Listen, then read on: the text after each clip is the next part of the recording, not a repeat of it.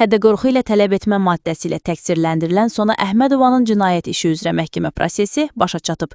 Yaşıl Media reporta istinadən xəbər verir ki, Bakı Ağır Cinayətlər Məhkəməsinin hakimi Telman Hüseynovun sədrliyi ilə keçirilən prosesdə təqsirləndirilən şəxs son söz deyib.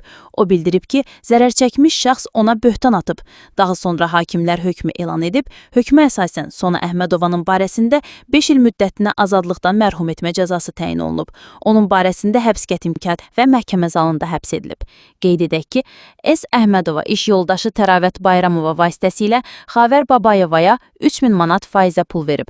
Ancaq ayın tamamında Xavər Babayeva həmin pulu qaytara bilməyəndə onu yarıçılpaq şəkilləri ilə şantaj edib.